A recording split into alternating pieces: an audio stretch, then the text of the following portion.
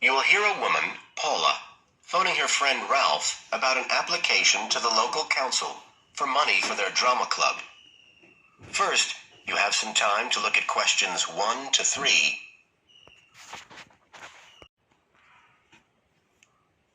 Now we shall begin. You should answer the questions as you listen, because you will not hear the recording a second time. Listen carefully and answer questions 1 to 3.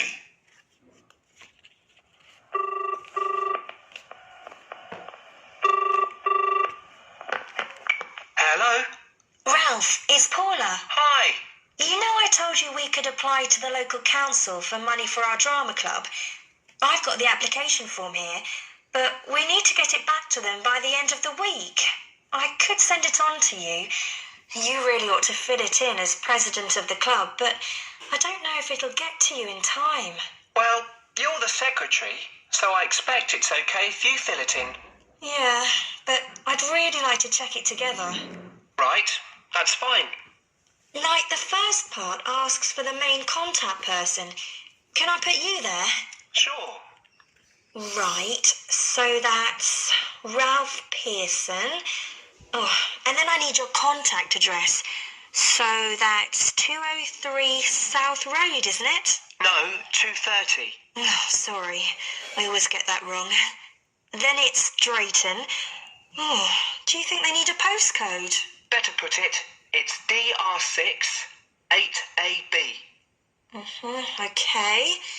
Telephone number. That's 01453 586 098, isn't it? Yes. Right.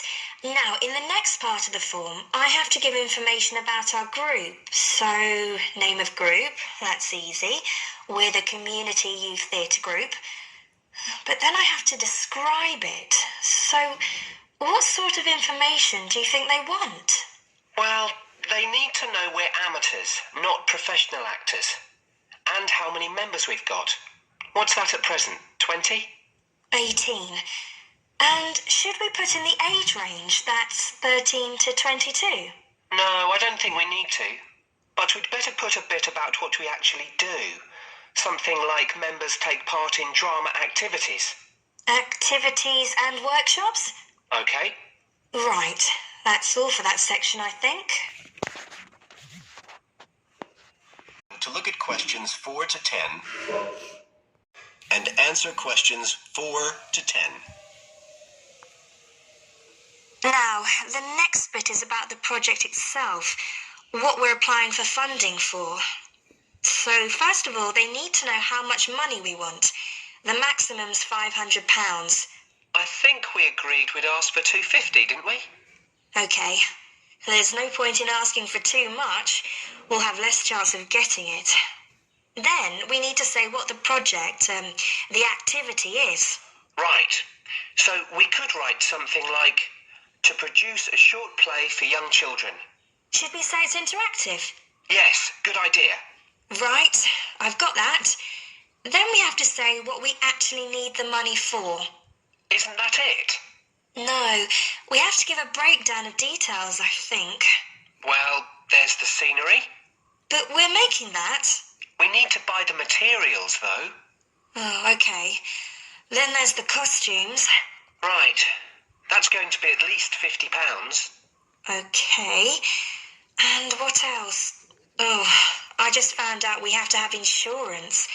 I don't think it'll cost much, but we need to get it organised. Yes, I'd forgotten about that. And we could be breaking the law if we don't have it. Good thing we've already got curtains in the hall. At least we don't have to worry about that. We'll need some money for publicity. Otherwise, no one will know what we're doing. And then a bit of money for unexpected things that come up. Just put sundries at the end of the list. Okay, fine. Now, the next thing they want to know is if they give us the grant, how they'll be credited. What do they mean, credited? I think they mean how we'll let the public know that they funded us. They want people to know they've supported us. It looks good for them. Well, we could say we'd announce it at the end of the play. We could make a speech or something. They might prefer to see something in writing. We'll be giving the audience a programme, won't we? So we could put an acknowledgement in that? Yeah, that's a better idea. Okay, and the last thing they want to know is if we've approached any other organisations for funding and what the outcome was. Well, only National Youth Services, and they said that at present funds were not available for arts projects. Right, I'll put that. And then I think that's it. I'll get that in the post straight away. I really hope we get the money. I think we've got a pretty good chance. Hope so anyway. Thanks for doing all this, Paula. That's okay. See you soon. Bye. Bye. That is the end of part 1. You now have half a minute to check your answers. Now it turns to part 2. Part 2. First, you have some time to look at questions 11 to 15. Listen carefully and answer questions 11 to 15. So, Enrique, have you started your research project on cities yet? I've done a bit of reading around the topic and made a few notes. But if I'm honest about it, I really haven't done as much as I'd have liked to because I'm finding it a bit difficult. You don't know how relieved I am to hear you say that. I feel the same way. I think the key is to be able to make valid research questions. You're probably right about that. Didn't we have some lectures on how to write research questions? I think it was towards the beginning of the term. Yes, we did. I've got my notes somewhere in this file. I tell you what, why don't we look at the notes together and then try and come up with some research questions? At least that would be a good starting point. Give us some sense of where we're going with this. Brilliant idea. Let's get started. Okay. From what I remember, a good research question is all about knowing from the outset what it is you're trying to find out. Yes. And now that I'm looking at my notes again, I see I've written here that it's to do with understanding and evaluation. So, understanding a particular issue and evaluating any problems around it. And of course, a very important part is not overlooking any research that has already been done. Past research is just as important as what is being done now. It's a bit, I suppose, like looking at the research that's already been done and seeing if it agrees or disagrees with your own ideas. Sure, I hear what you're saying. But to do that properly, you have to have a clear idea in your head what your own research question is. And by that, I mean specific areas you want to focus on. Let's face it, there's so much information out there, and we can't possibly include it all in 2,000 words. Don't remind me. The thought of writing 2,000 words at the moment seems like a huge mountain to climb. I know, but let's try to make a start. I think we're meant to be identifying what makes a successful city, and also try to explain why there has been such a steady population movement of people from rural to urban areas. But I'm a bit confused because I don't think this is meant to be the main focus of our research. Perhaps that's why the lecturer said we need to write questions, and that must be our starting point. Okay, well, what we're investigating is more than simply what elements make a city successful, but we're also trying to offer possible explanations. So, we have 2 questions. Why do people want to move to cities? And why do people choose to live in them? To hear the rest of the talk, you have some time to look at questions 16 to 20 and answer questions 16 to 20. Okay then. I think the first issue concerning successful cities must be the economy. People move to cities for better job prospects, and successful cities are cities that have thriving economies. That's true enough. it does mean that cities can offer good job opportunities, which seems to me to suggest that a city will only be successful if it attracts the right kind of people to work there. What kind of person are you talking about?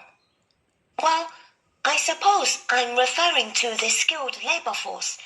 You know, the idea that up-and-coming young people will move to cities, settle there, maybe buy property, and so that city will get the most talented creative minds. But if a city doesn't offer this, then obviously it will lose out, as university leavers will choose elsewhere. You could be right there. But I also think that when cities encourage businesses to develop, then you obviously have money pouring into the city, which can raise the general standard of living. So we've definitely got a question worth investigating. But apart from the economic factor, I think another point worth mentioning is the environment. Sure, we can research areas like the quality of the air, how clean it is, and then there's traffic. Is there too much traffic? How is it controlled? And also the issues of noise pollution and how the city manages its waste. And I nearly forgot. The environment includes green spaces like parks. Those are all valid points, but I think you've overlooked the whole issue of beauty. Beauty? Are you sure? What's beauty got to do with the environment?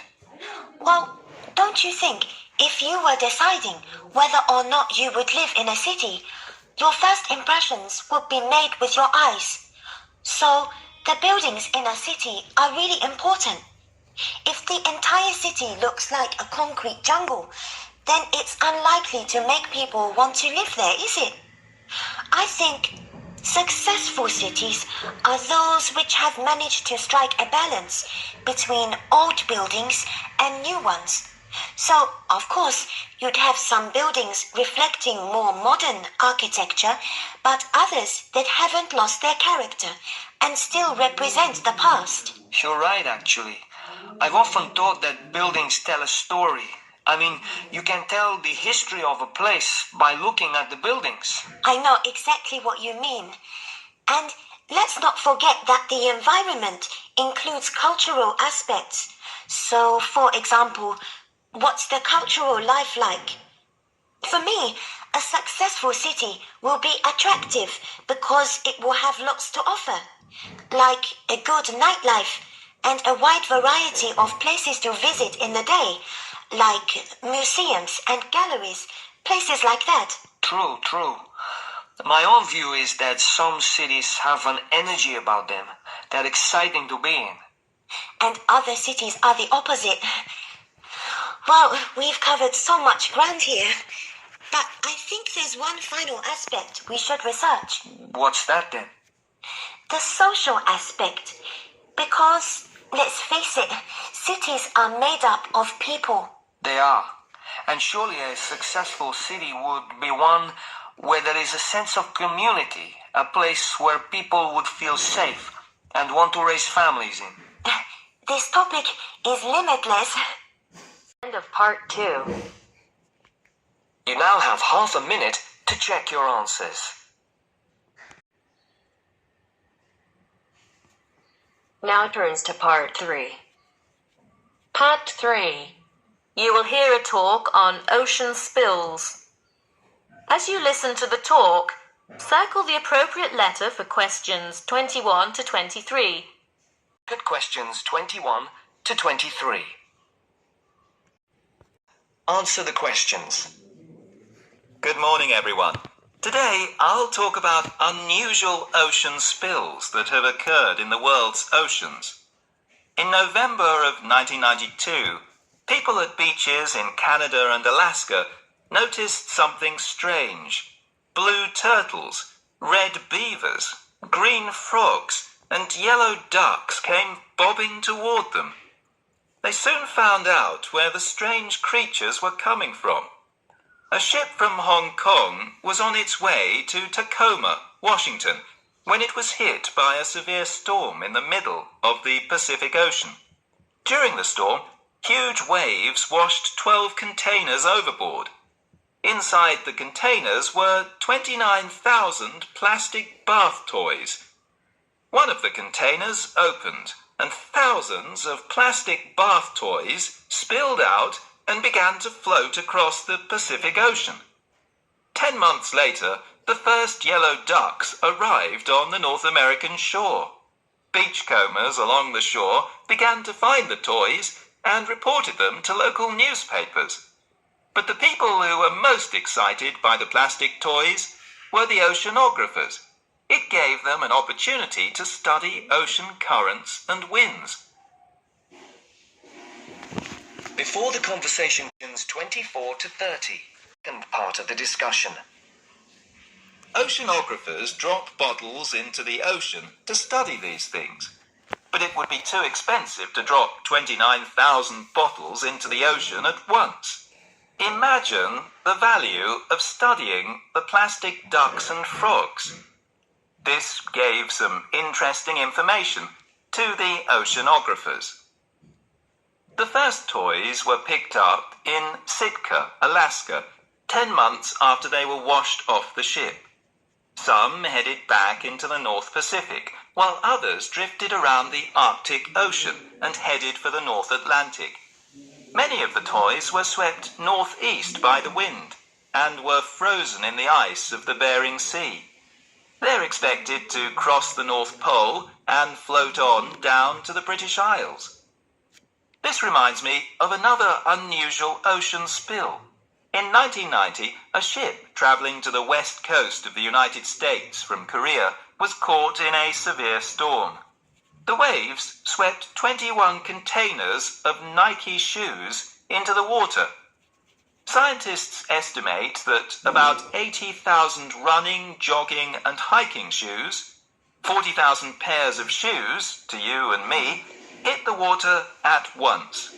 The shoes were for men, women and children. About 6 months later, people at beaches from Oregon to British Columbia began to find running shoes washed ashore. By the end of the year, Washington newspapers reported people finding hundreds of shoes. In Seattle, thousands of shoes floated to shore. Since the shoes were not attached, they arrived one at a time. The shoes were dirty, but after they were washed, they were still in good condition. People set up exchanges to find matches for their shoes. Oceanographers studied the information to learn more about the ocean. Some Nike shoes reached Hawaii. Others went to the Philippines and Japan. According to the scientists, some of the shoes are on a trip around the world and should end up back in Washington and Oregon. Can you believe it? Many pairs of running shoes, as well as plastic ducks and frogs, are still on their ocean journey. So if you go to a beach anywhere in the world, don't be surprised if you see a green plastic frog or a woman's size 7 jogging shoe bobbing toward you. So keep your eyes out so you may find free bath toys and even a new pair of shoes. Thank you for attending my lecture. Of Part 3. Half a minute to check your answers. Now turns to Part 4. You will hear part of a lecture about the school calendar. Listen carefully and answer questions 31 to 40. First, you have some time to look at questions 31 to 40.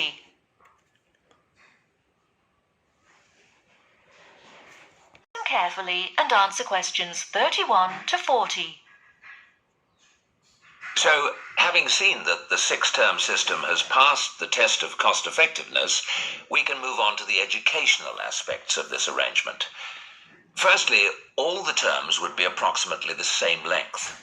Instead of terms up to 13 weeks, which we have now, there could be a repeating pattern of 7 weeks of term time plus 2 weeks of vacation. This would be repeated 6 times per year. How does this affect the effectiveness of the educational provision? The most noticeable result would be that the very long summer holiday would be reduced in length. This byproduct of the six-term system could be beneficial. There's plenty of evidence of huge learning loss by pupils during the summer holidays. By learning loss, we mean the amount that pupils forget or lose during a holiday break. Ashley carried out a number of analyses which showed this conclusively. He investigated 39 studies examining the effects of summer holidays on standardized test scores. His analyses indicated that summer learning loss equaled 2 weeks to 7 weeks of instruction. On average, children's test scores were 3 weeks lower than when they left school in the previous term. He also found differences in the learning loss effect according to subject. The subjects he analysed were reading, writing and maths, and he found that the effect was greatest in maths and reading. Furthermore, although all social groups experienced roughly similar learning loss in the field of maths, the studies found that disadvantaged children showed even greater losses in reading skills. So, the problem of learning loss in traditional schools is clear. However, the results of studies into the six-term system and learning loss are ambiguous. Marchmont found that pupils in six-term schools maintained their test scores after the shorter holiday period.